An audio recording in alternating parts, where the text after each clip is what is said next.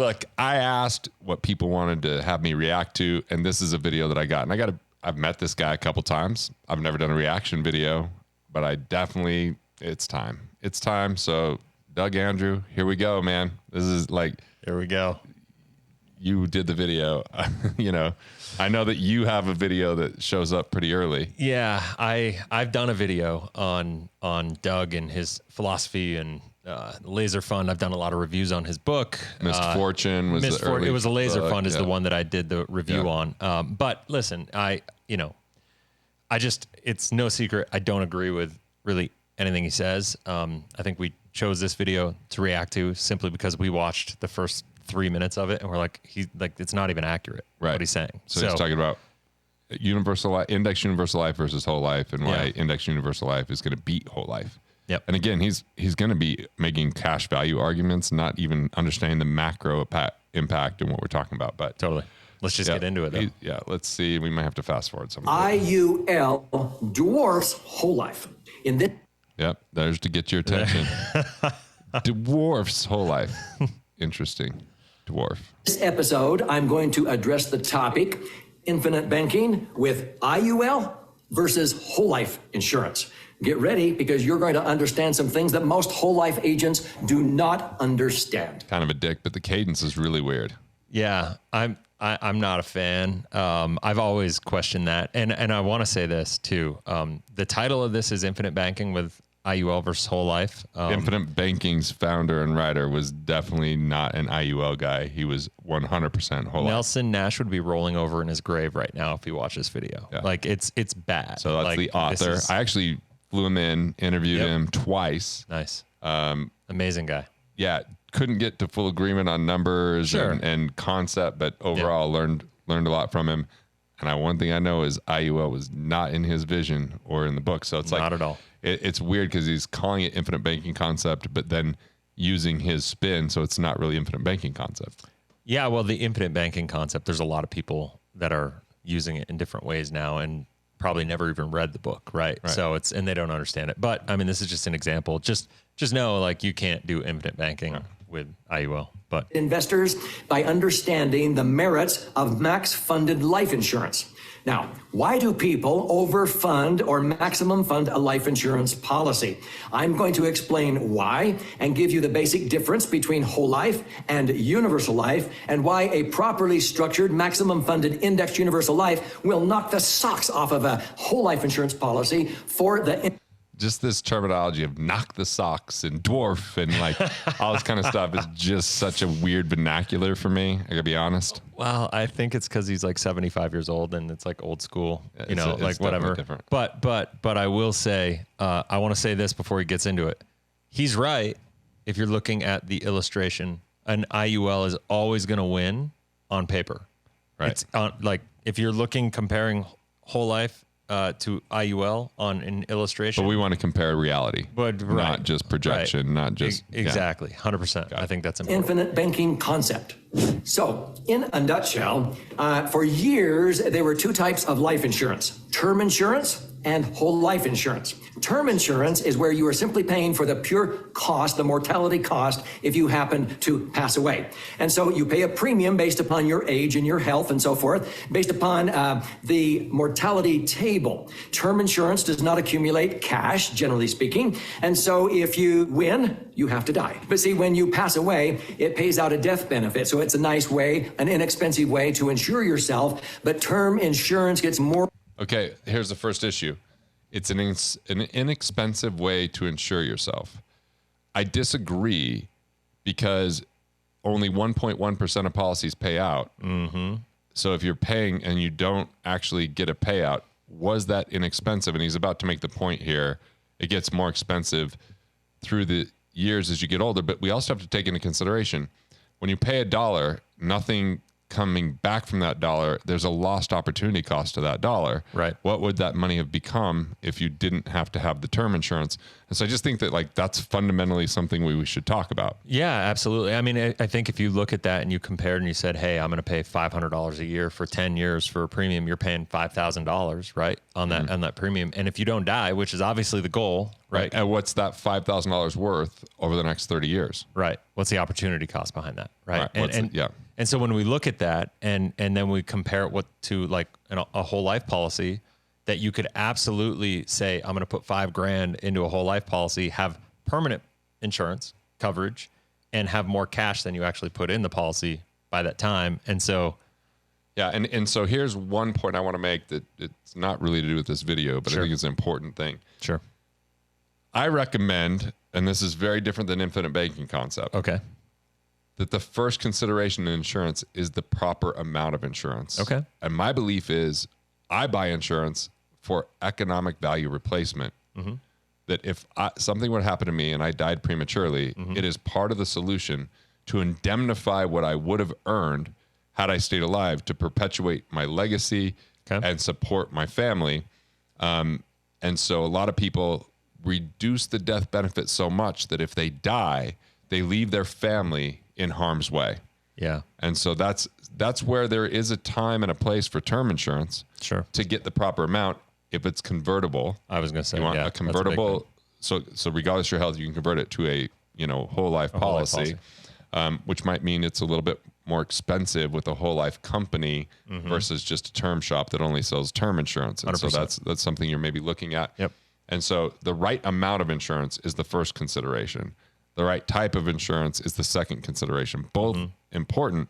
Yep. But I've had people that I'm like, it's probably best for you in this startup phase of your business to have some term insurance. Totally. And invest in your business and grow it. When that's more stable and sustainable, then you can convert this. And so that's a really important place for term. But that's part of planning, right? Like, I mean, chances are, I think maybe. But infinite banking concept, sometimes sometimes people will skip those steps. And so it becomes about cash value. I'm not saying it's the true nature of it. Right. I'm saying some people are saying you put money in there and the cash value is all they're really taking into consideration. And they actually say, death benefit doesn't matter. Yeah, I would agree with that. I think the purists that really get it, that's not the angle they come from. But I think there's a lot of people marketing that would tell you, I don't care about the death benefit. I don't care. It's all about the cash value. That's all we're talking about. But that's the most leverageable asset in the future. Right. And it's the thing that we're protecting. So it's the thing that basically, it's like the protective wrapper on everything you do in life. Right. That's really what it is. So we're looking at a very simplistic explanation here. And I just want to point that out. More expensive through the years as you get older. So whole life insurance came around because people wanted to have insurance protection for their whole life, but they didn't want to have to keep paying higher premiums every year that they got older. Be prepared for something that's not true coming right now. Because when you're 60, 70, 80 years old, you may not be able to afford those high premiums. So whole life insurance basically said, well, if you pay a high... And look, like term insurance wasn't designed to be around when you're 60, 70, or 80 years old. Yeah. So him saying, well, then you couldn't afford the premiums. It's that the premiums don't make sense. Right.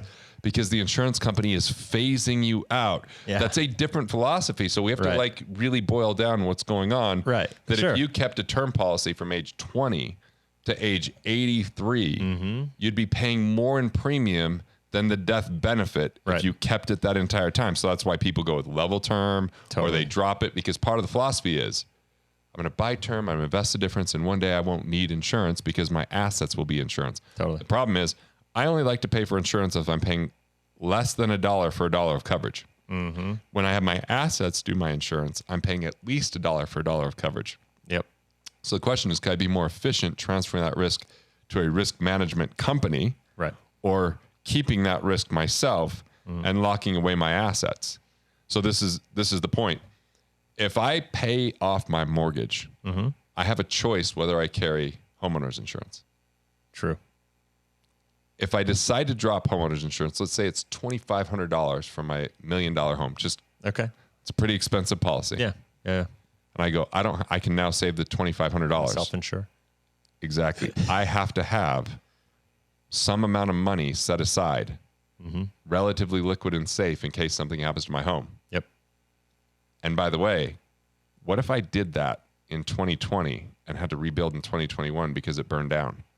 Cost of materials and cost of labor skyrocketed because of the demand and supply chain issues. Yep. So I actually am now losing so much more than $2,500 if the home never burns down or we never have a claim. Sure. Because I cannot properly invest my $1 million because I have to use it to protect my home. Yep. And that's what people aren't thinking about. Totally. They're thinking about saving more than they're thinking about growing and investing. Yep. And it's kind of a Well, scarcity it's that mindset. scarcity mindset Yeah, versus the abundant mindset and the growth mindset. Yeah, absolutely. So anyway, just a little notation there. Your premium in the early years, you're going to be way overpaying in the early years, but that will build up. Okay, let me give you that. Yeah, I'm going to just toss that to you. Yeah, listen, his whole concept here is he's saying that you're going to pay more for whole life in the early years and you're going to pay less for it later comparatively to term. I'll tell you what he's doing right now. And I haven't watched this whole video. This is about what we watched to when we said, okay, we'll review this video. We'll see this one. I guarantee he's going to pivot at some point in time talking about how index universal life is a cheaper version of life insurance than whole life. That's what he's going to say. I'll bet you That's right your now prediction. $100 on this. And do you believe that whole life is overfunding up front and then having it level in the future because you've overpaid up front? No, like that is not how it works. Like, listen, so you just described how term insurance works. It's a contract. There is no free lunch in the life insurance game, right? Like, so it's all actuarially driven. It's all a contract. So if I buy a 10-year term policy, if I buy an annual renewable term, I have an agreement with the company. Every year it could go up. Every year it's going to go up, and there's certain terms about the rules of my insurability at the end of every year or every period of term, time, whatever that is. I could buy a 10-year term. I've got insurance on a guaranteed basis for 10 years. If I get 15, 20, 20, 30, like it is what it is. It's all about actuarial risk. When you get a whole life policy, they're basically saying, hey, like we're gonna take your life expectancy. Now, whole life insurance has evolved, right? There's policies now that are paid up at 65, like purely.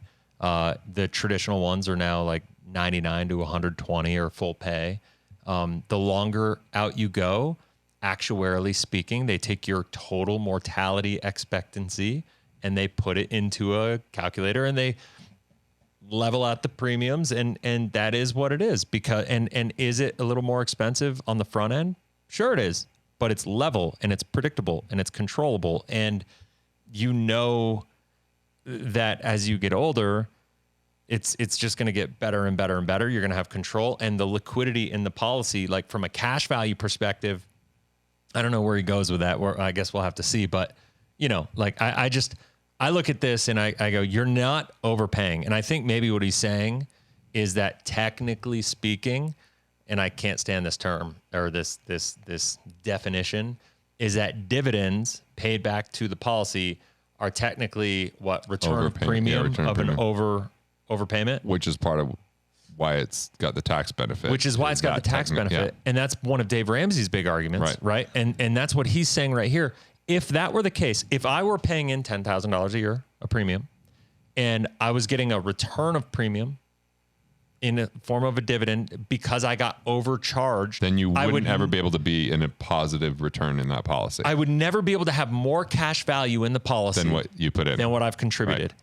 Yet every single policy I've ever done is set up like that. Is always set up that way.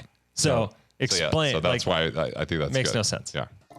Up equity in your policy. It's called cash value, and that will cover you for your whole life because you overpay the early years, which allows you to underpay the later years because you have cash that's earning interest inside that whole life policy that allows you to pay a level premium your whole life, and you have enough cash buildup that the interest on that and that cash value will make up the difference in your later. The deal is, though, contractually, that your premium could never go up. Correct. Right? Correct. For whole life. For whole life. But so what he's saying here is that you've overpaid, and the interest that's earned in the future is what keeps the policy premium level. But then why could you eventually take a reduced paid up policy and have the same amount as your original death benefit? Right. That debunks that. So that's where you reduce it because the death benefit could grow over time. And it feels like the 13-year mark is where that starts to really flip to a much higher, rate. So he's saying that it's the interest that's keeping that level. Yeah, he is. And here's what I'll say. What he's saying to me, even if he's right, like let's say if he's right, to me, like I always like try to see both sides of the argument, right? Like let's say he's right. He's saying you're overpaying up front to pay less later. So if I'm overpaying a little bit more when I'm young and healthy and my costs are low, but I'm underpaying later when my costs would be higher and my risk is high, like to me, even if he's right, which he's not, that'd be a good deal. Well, whereas with IUL, you underpay early when costs are cheaper anyway, and now you're overpaying later. When he just kind of slammed term insurance to a degree. Yeah. Not mentioning the chassis of IUL. IUL is built on annual renewable term. Yep. So that's going to be interesting to see where he takes this. Yeah. For years. That's called whole life. And so whole life has guarantees. Life insurance ever since the 1980s was built on a chassis that was based upon a 4% guaranteed fixed interest rate.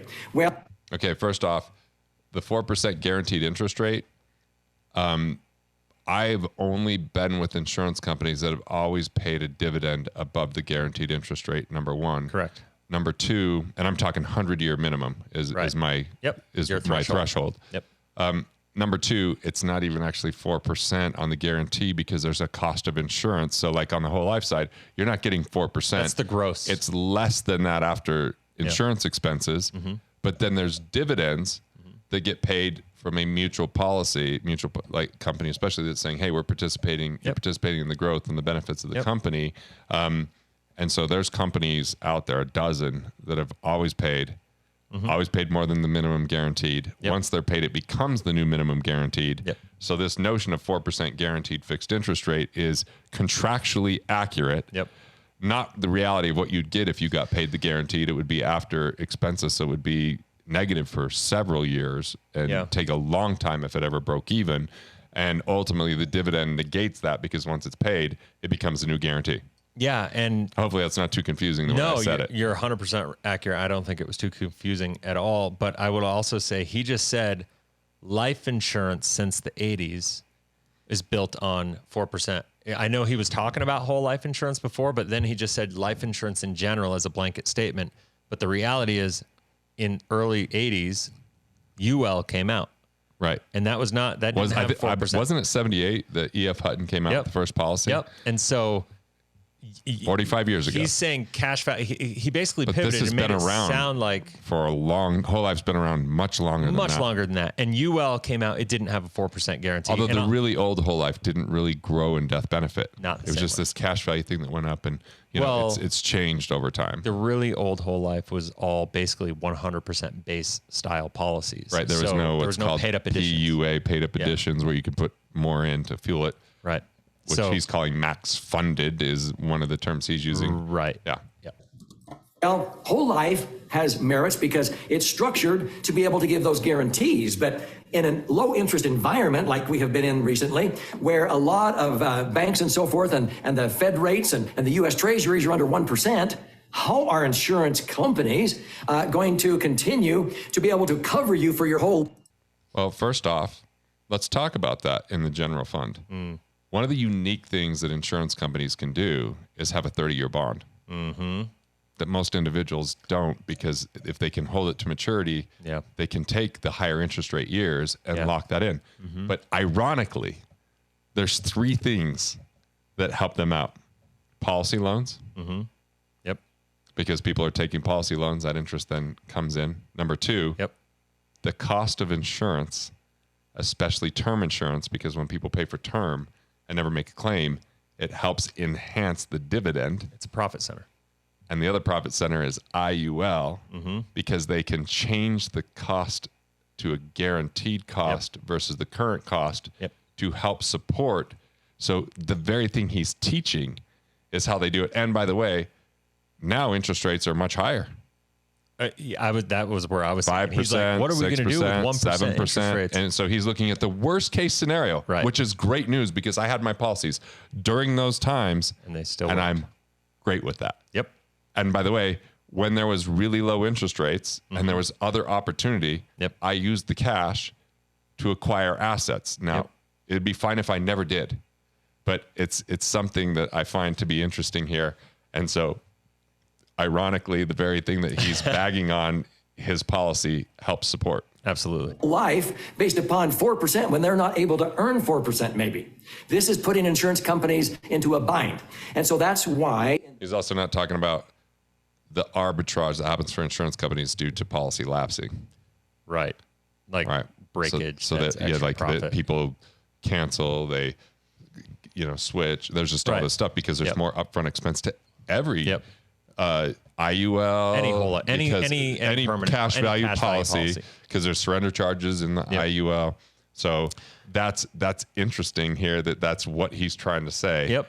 Because interest rates have changed drastically since he filmed this video, and it was not that long ago because he was talking about 2020. Yeah. So well, it was after the Section 7702 change, because I know he meant in the wee hours of the very end of the year 2020, Congress passed, as part of that big stimulus legislation, changes to Section 7702 of the Internal Revenue Code. I have other episodes I'm going to be releasing that explain this, but that is going to take the guarantee down to 2%. So the guarantees inside of whole life are not going to mean that much. Okay, so how many policies went to 2%? A fair amount. Okay, a fair amount. But did all of them go to 2%? No. So the Section 7702 rule doesn't say whole life guarantees have to go to 2%. It says whole life guarantees can go down to between 2 and 3.75%. And really, what it did. And again, whole life policy that is in existence? Yeah. With Mass Mutual, Penn Mutual, Guardian have paid the guarantee. They always pay the dividend above and beyond. Always. They've never, ever.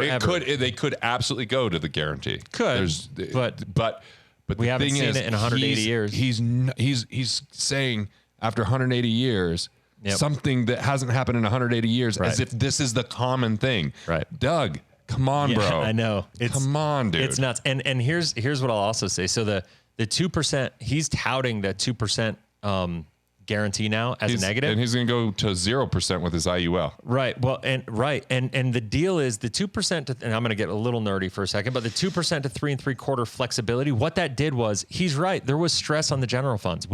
Bad monetary policy, low interest rates, that put stress and pressure on life insurance companies. And guess what? Interest rates in banking was 0.25%. And I got news for you. When the 1%. General fund performs poorly, we did a video on this. What does that do? The general fund performs poorly. It hurts IUL massively. Massively. Why? Because the options budget goes smaller. And as the options budget goes down and the options costs go up. You'll have to look. Maybe we can have a link to that because he's absolutely missing the point. It's nuts. Yeah. What they do when they drop that to 2 to 3.75%, it provides flexibility for the life insurance company to have a little bit more ability to manage based on their unique general fund allocations. Right.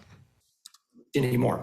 Whole life insurance is going to have to perform based upon dividends and interest. They always has for 180 years. I can prove to you that indexed universal life will knock the socks off of whole. I can't wait for him to prove this. But again, with the money that they take to buy the options, low interest rate environments have created pressure and problems. That's why what the cap rates used to be really high or higher with indexed universal life, and they continue to go down. So that's to go from like 14.5% to 8% is much worse than going from 4 to 3.25, 3.75. Yeah. 3.75. Yeah. And again, he's probably going to prove it to us with an illustration that has no backing. Can't wait. We'll see. Life as far as rates of return, and that's because of the historical average rates of return. But also, if you're using life insurance for what is called infinite banking to become your own banker, indexed universal life. Dude, Nelson Nash that wrote that book. He would be. Can you imagine? I can't believe the Nelson Nash Institute hasn't come after him about this and say we're going to dwarf you. Will dwarf what whole life insurance can do. So let me explain why and how. Now, if what I've said so far is intriguing you, subscribe to this three-dimensional wealth channel. It's free, and I post an in-depth answer to questions. It's not free. It's one of the most expensive things you could do because you're going to listen to this. And the worst advice sometimes is the free advice. Almost daily. And as this topic relates to several others, you will gain insights into how to maximum fund an insurance policy universal life versus whole life. There's a lot of people out there that tout that whole life is better, and they usually quote the guarantee. You know what? There's actually a lot more people that touting IUL is better than whole life. So let's just be clear about that. And they usually quote the guarantees. Well, all right. Like I'm saying, once the dividend's paid, it becomes guaranteed. I would never look, if whole life only paid the guaranteed interest rate from beginning to end right now, worst case scenario, I might start looking right now at being like, well, would it make sense to be in a muni bond and buy a term? I would look at that. Sure, of course. Because if it really were 2%, right. But it's not. But it's not. I've owned a policy since 1998. So like as a young, I was told yesterday at the ballet, because I know they wanted a good tip. They're like, you look too young to have an 18-year-old. Ah, I thought, nice. I thought I did give an extra tip. Yeah. I mean, it worked. It worked. happened. Yeah. Guarantees. That's all changing. So as this evolves, especially now, you're going to want to tune in and see how you can benefit yourself, and why indexed universal life, I think, is by far the best. And before you tune in, maybe just type in Doug Andrew lawsuit. Yeah, I would do that. There's been a lot. Yeah, been an awful lot. Definitely. Yeah. Product if you want to accumulate tax-free capital. If all you want is death benefit, whole life's a pretty good product, but universal life can still do well. But with universal life, you're self-insuring. In the policies that I... What? You're I don't self-insuring? know what but with universal life, you're self-insured. Like, I can't wait to explain hear this, how. Doug. Most people are self-insured within 10 to 15 years, meaning the cash inside the insurance policy is within 5% of the death benefit within 15 years. So the cost of the... He's talking about the net amount at risk. That's what he's talking about. He's saying the cash value of a max funded universal life policy will be within 5% of what your death benefit is if you chose option 1 and max funded, I think. No. I think that's what he's saying, right? Yeah, I guess. I hopefully mean, it shows an illustration. Yeah. Insurance is next to nothing. And The cost of insurance is next to nothing. Are you legally allowed? Are you compliantly allowed to say that? Okay, so first off, what he's saying is the insurance companies are being duped. Yeah. Yeah, you're They're smarter. being duped. Doug's smarter than the insurance term companies. and whole life makes them money, but index universal life, they're going to charge next to nothing. It's funny how IUL charges next to nothing, but it's the greatest profit center of all the companies that sell it. That's it's wild interesting what how he's that saying works. here, man. in other words, if you put in $500,000 and the amount of insurance required for it to be tax-free for a 60-year-old with $1,250,000, that $500,000 has grown to $1 million within 7 to 10 years. And in another 7 to 10 years, it's going to grow to $2 million. Well, that's more than the insurance. So the insurance stays ahead of it by 5 percentage points. Okay. It's funny how he's talking. It's more than the insurance. First off, we have MEC issues, modified endowment contract. And so there's like, he's really walking a legal line with what he's saying here. He does some stuff, I know, when it comes to doing 5-pay, really high front loading up to the guideline level premiums. And it illustrates really well, but it doesn't perform that way. Indexed universal life is by far the cheapest insurance policy when it's structured properly you will ever see, because it gets cheaper as you get older. Okay, first of all, that can't be true, because let's break it down. We've done it before. Yeah. It's built upon annual renewable term. Right.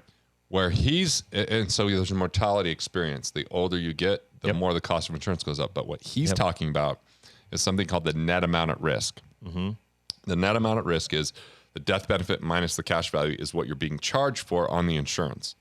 So he's saying because the cash value is growing, you have less net amount at risk, but we also have your mortality going up and increasing, like he said, with term, where it's getting expensive every year, more expensive every year. But because there's less amount that's being charged, if you just leave it as is, that's where he's being somewhat accurate on the net amount of risk. There's a possibility to be accurate. Right.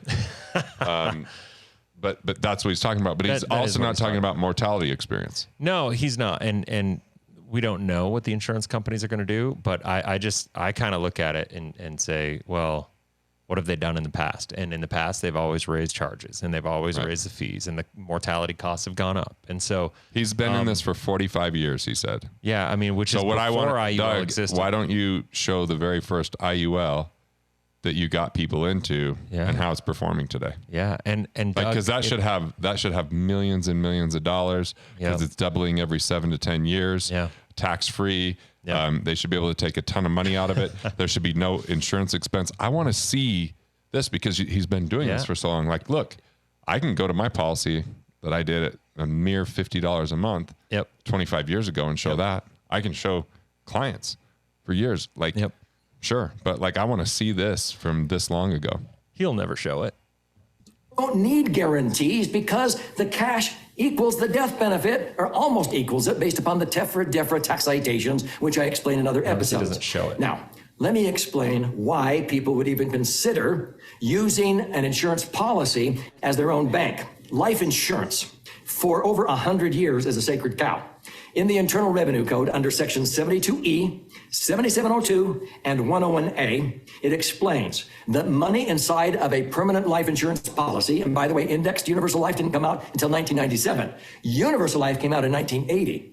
Who came up with it? It wasn't an insurance company. It was a brokerage firm, E.F. Hutton. This is where I immediately recognize this is like buy term and invest the difference under a tax-free umbrella. It's like on steroids. Yeah, and guess what? Term insurance gets more expensive as time goes on. He already said it at the very beginning. So I'm like, where's your argument going? And like on steroids, I don't know if everybody knows, but like steroids have a whole lot of side effects. They do. Did you know? Like, I think your balls get massive, but you can't get an erection. You get zits all over your arms. Yes, exactly. Like, hey, man, this is like a deformed policy is what I'm hearing when he says put on steroids. That's awesome. Look at that face. I keep positive on the best things.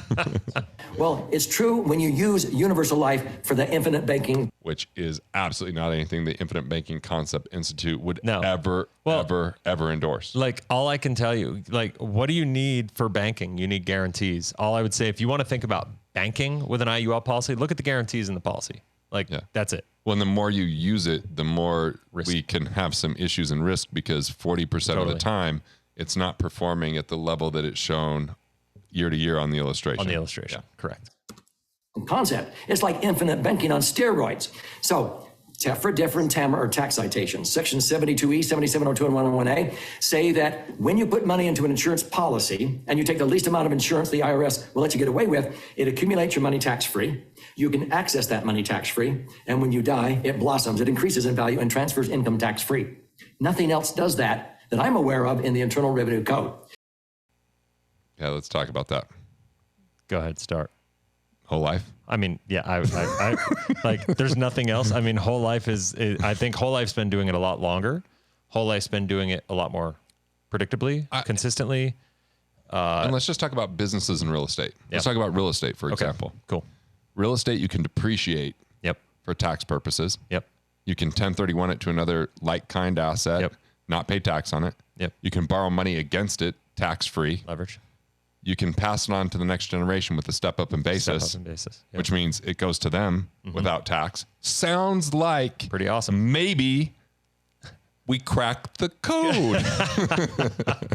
This is where I have earned a return of 6%, 8%, 10%. Okay, I want to see the 10. I challenge you. Show us the illustration. In force illustration. In force. That shows 10%. Real illustration. Not for 1 year. That's more than 10 years old. Yeah. A policy that's more than 10 years old that is done 10%. And he says net. He's talking about net. Net. Doug, show it. Pull it up on the screen, bro. Like, let's see this, man. Gosh. Net internal rate of return cash on cash. Now, since it's sort of a sacred cow, whole life. I trademarked that term. You can't be using sacred cow. I wrote killing sacred cows. You got an issue with this? And we're killing some sacred cows today, Dougie. Insurance oftentimes has been touted for infinite banking because when you build up this cash value and the guarantees were based upon 4%.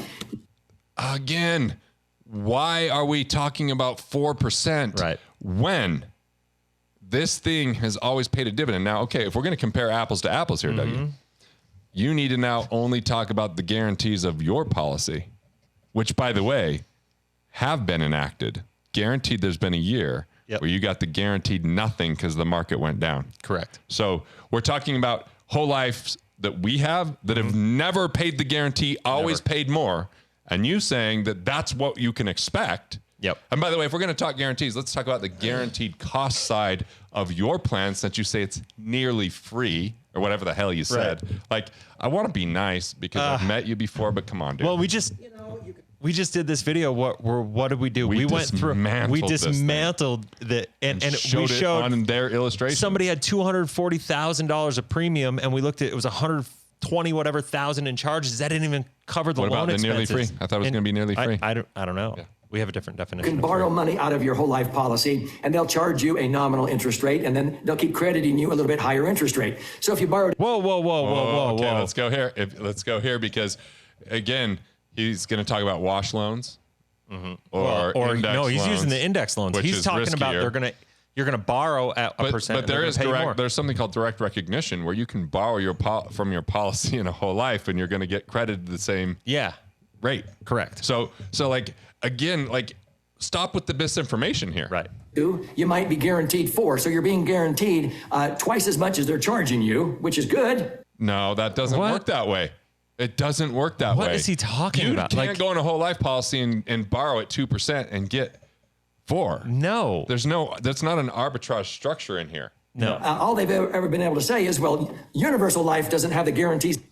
Well, universal life has a general fund and then the options strategy cost. That's it. Right? Yeah. And a minimum guarantee and then a maximum. Right. But there's still the guaranteed cost can go up from where you started. Of course, the guaranteed cost can go up, and there are variables outside of you're not. And dividends aren't guaranteed in a whole life, but once they're paid, they are. Right. And he keeps saying, look at the market history. Your performance of an IUL, Doug, has nothing to do with what the market does. Doug, you got to watch this video that Chris and I did. You'll learn a lot. We'll definitely send you the link, dude. I'll email it to you. His whole life has. Well, looks like the guarantees are going to go down to 2%. Again. No. With the misinformation. Yep. Even if the guarantees do go down to 2%, we're talking about companies that for over 100 years have always paid a dividend above the guarantee. Yep. So why are you comparing if you even are calling this index the stock market, which is everybody knows is not guaranteed. Which is and not even accurate. Everybody knows is not guaranteed to a guarantee, but not including the dividend performance against your stock market performance. It's mind-numbing and blowing, and it's a straight-up lie. Yep. So that's not such a big deal anymore, and it never has been with universal life, because the cost of insurance, I don't need the guarantee anymore, because my cash grows to equal the death benefit, and the death benefit then stays ahead of it by 5%. Okay, it equals the death benefit. That is not possible. No.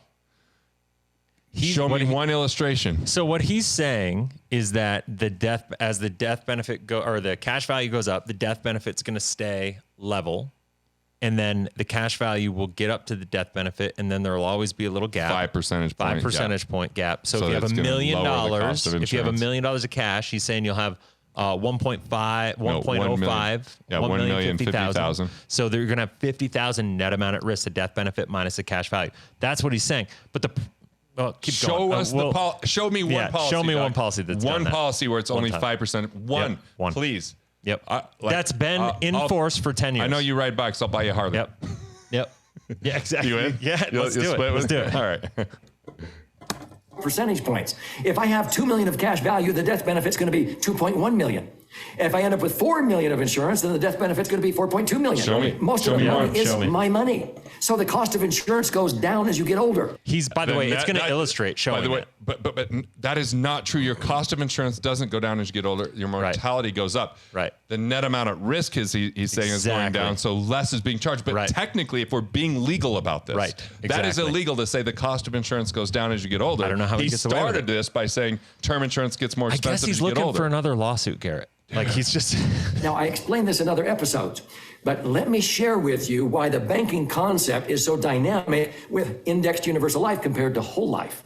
With indexed universal life insurance, I have 2 ways that I can borrow money. One is called this is wash loan. We just versus indexed or whatever. Zero cost or zero wash loan. So let's say I have $1 million of cash value, and it doesn't matter. By the way, direct recognition is very similar to a wash loan. Correct. So whole life has direct recognition. They have wash loan. It's very similar. Bingo. if it's 100,000, a million, or 10 million, people use their insurance. He's about to talk about arbitrage in a way that is so unlikely to happen that we I would know. love to see the statistics. For the banking concept, to buy real estate, to use for working capital for business, and so forth. If you don't understand this concept, watch other episodes where I explain how to become your own banker. How many times does he reference that? So let's say I have $1 million of cash value.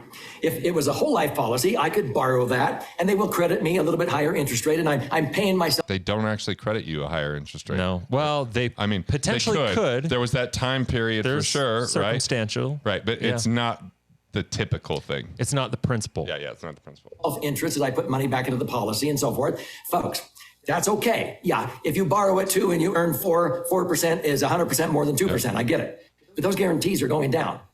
With indexed universal. What does that have to even do with what he just said? Nothing. It's completely unrelated.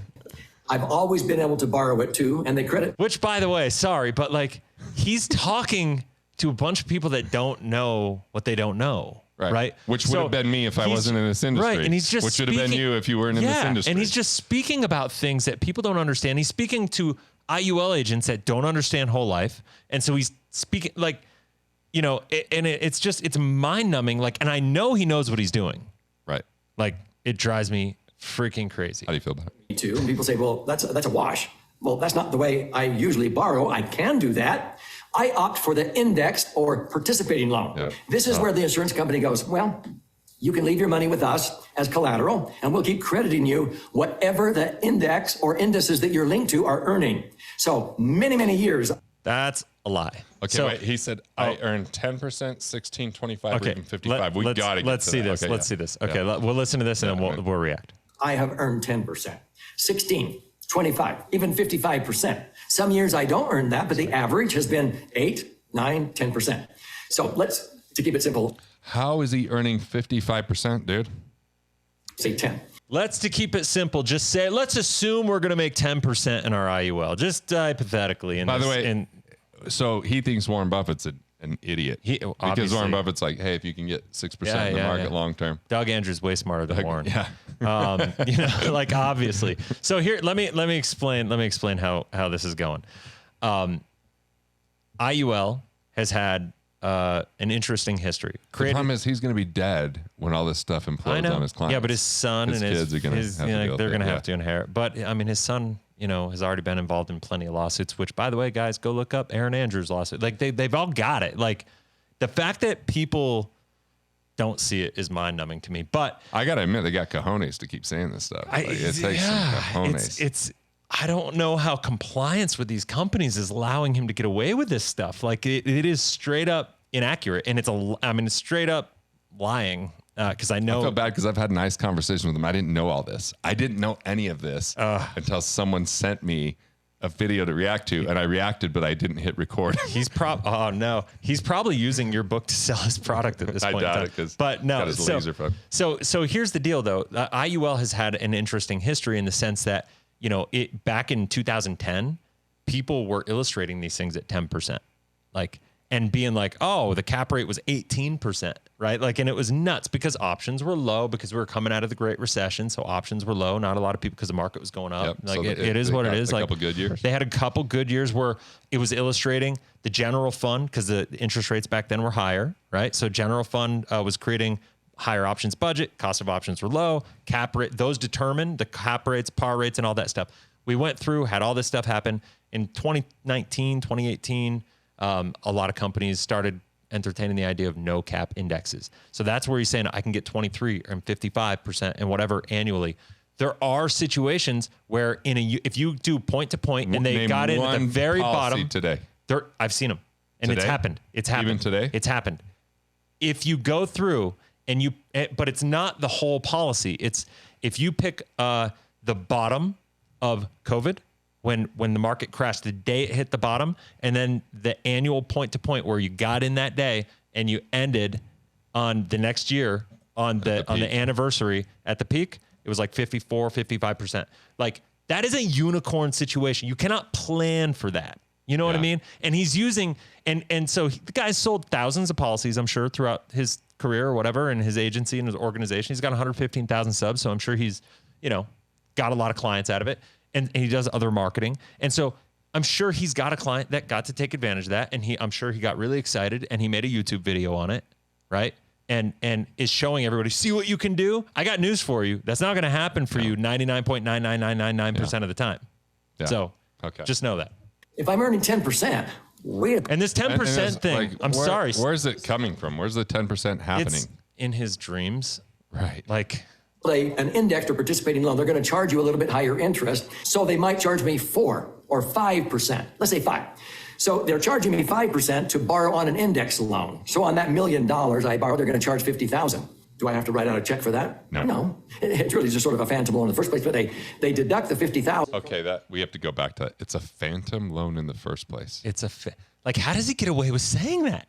It's a loan, guys. It's not. loan. There's nothing phantom about it. It actually exists. You will get statements on it. You will get statements on it. There is interest on it. And there's a liability on it because guess what? He's talking about if you pay 5%, it's $50,000 of the loan expense. He's assuming you're going to get better than 5% return in the market. What if the S&P 500 or whatever index you're in does 0 that year?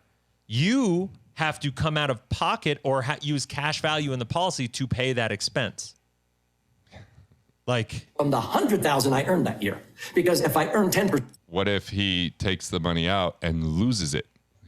Because here's one thing I know about Doug and his organization. When they were pulling equity out of people's properties, they lost that money in certain investments. Yeah, I mean, they got in trouble with the whole Woodbridge thing, right? Like, which was a Ponzi scheme, right? So putting people into policies, borrowing against the policies, putting it into a that's where a lot of trouble happens, right? Like Percent on my $1 million that is still sitting in the policy that's being used as collateral for the $1 million they loan me at 5%. I'm earning 100% more than the cost of the funds. So I'm earning $50,000. It's way better than. No, you're not. First of all, it's way better than a measly 2%. Yeah. Well, show me the policy that has been around for 20 years that only earned 2%. Right, exactly. Well, he's using the same max funded philosophy. He's assuming there's 2% positive arbitrage in whole life, which is, by the way, not a fair comparison. It's not even accurate in the first place. No, a little 2% maybe in a whole life policy. But do you know that I have had? But even then, remember when he said, if you go from 2 to 4, that's 100%. Right. And now he's calling it measly 2%. Right, so which 2%. is it? Is it measly 2 or 100%? That's a big difference. And in the whole life version of this, dude, by the way, I don't know if I can handle reacting to these videos, dude. It's so painful because it's so problematic to the people that buy them. And he's got so much influence. It's insane. If you knew how many people this guy was influencing from World Financial Group, PHP, PFA, he is the crux of the problem in the industry, in my opinion. Many clients who, for their business, for their real estate management, where they borrow money to build or to buy real estate properties, they have borrowed that. Like, I still want to see the $1 million policy of cash to the $1,050,000 death benefit. I want to see it. I do too. I want to see the year of your policy where you got 55% and where you've averaged 10% in your policy. For the life, like the actual net, you said. I want to see those. Show them. I want to see them on your channel. Pull them up. Show that. Money at 5%, and they have earned sometimes 16, 20. That is egregious right there. 5, even 55% on index universal life. In other words, you borrow $1 million, they charge you $50,000. It's deducted automatically from the 25% that people earned in 2017, for example. They paid you $250,000 minus the $50,000. You netted 20% or $200,000. This is like infinite banking on steroids. Indexed universal life will dwarf whole life as far as the spread. What's the spread? The difference between the net cost to borrow and the net amount you're earning on the compounding inside the policy. What happens when it's 0% that year? Yeah, exactly. He's really good at talking about the upside. You don't make money that year. Here's the scenario. It's 2008. Let's go to 2008. You'll make 0 in the policy. Yep. And wherever you invest the $100,000, you lost it. Gone. Even worse, you use the $100,000 as a down payment on a property. Now you owe on the property that's not even worth what you bought it for. So the $100,000's gone, and you still have to make payments unless you go bankrupt. Let's talk about that. Right. Exactly. And the longer it goes, if you keep earning 100% more than they're charging you. Okay. If you keep earning 100%. Okay. Everyone watching, what I want you to do, I want you to take a calculator, find a future value calculator, find it online. Put in any amount of money. I don't care. It could be a penny.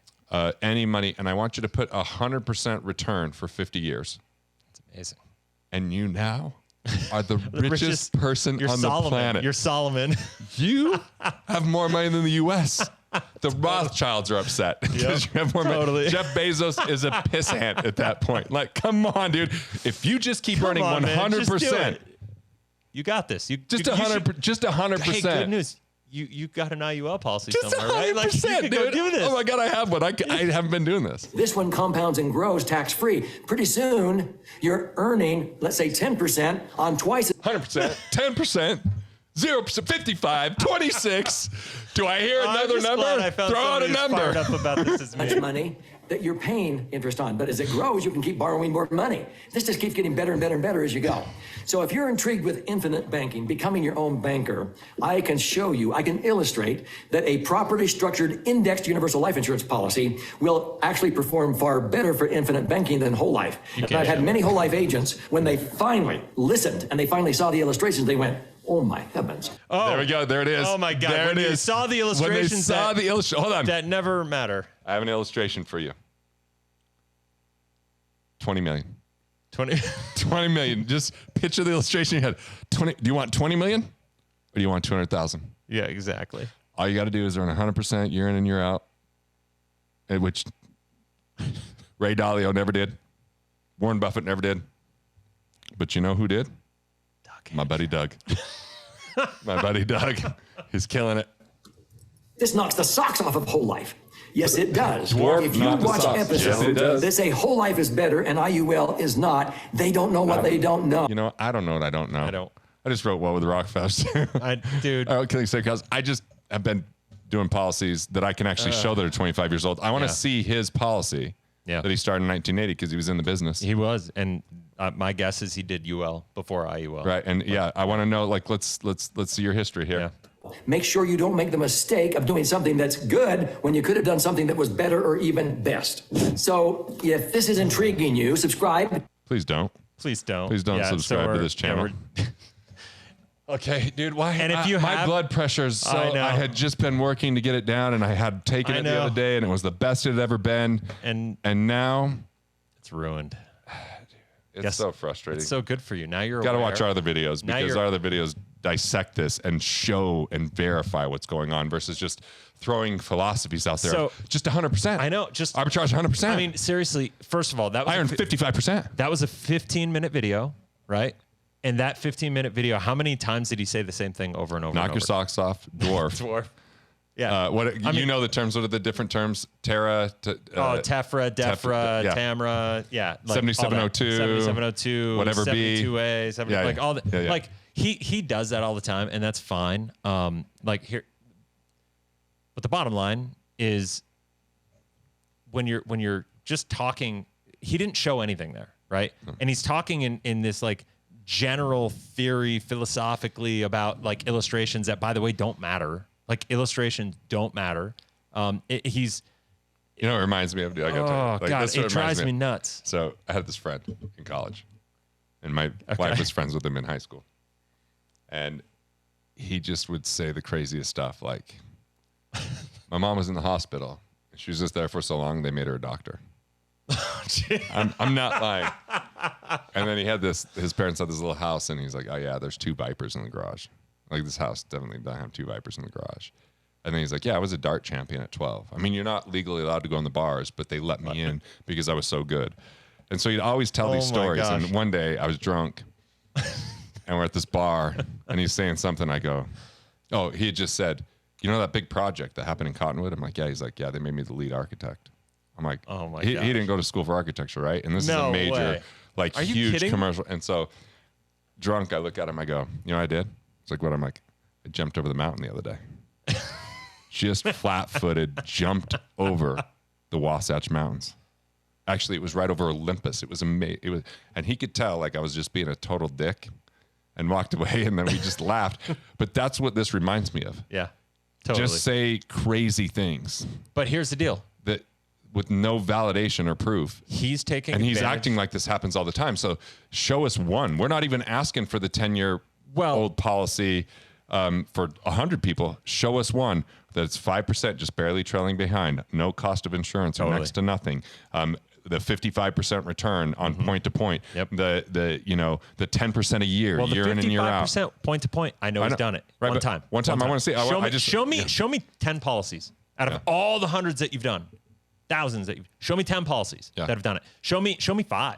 Show me where the index was doing, where you're paying 50, making 100, and arbitraging this year in and year out, and show me how that 100% just kept happening. So listen, and show me one whole life policy with a mutual company that either of us have ever done business with or talked about. One that's paid the guarantee. Never. In the last 100 years. Never. And they always paid more. In the last 100. So it's insane. Yeah. To compare 10% a year. No. These things go to zero some years on what you earn. Not some years. 30 to 40% of the time, they're going to underperform that cost of borrowing 5% that he's talking about. So I don't know what I just don't. I'm gonna have to go and take a walk. I'm gonna have to go meditate now. At the end of the day, this is why I created the IUL challenge, right? Is because of this, and because really he inspired it, quite frankly. And the purpose of it was to incentivize. And Doug, why don't you debate Chris? Debate Chris, me live man. About this. Debate. Have your own moderator, whatever. Yeah. I mean, just get a debate going. Get the pull real illustrations into the debate. Let's have it out, man. Let's look and verify these bold, egregious claims. Yep. All right. Okay. I guess we're done. Let's be done. So look, if you want us to react to other videos, send them on in. Send a video you want a reaction to, and we'll make it happen. That'll be fun. All right. Take care. All right. See you guys. Hey, thanks for watching. I appreciate it. And if you're enjoying these videos, well, there's good news. More where that came from. So go ahead and click through and watch the next video now.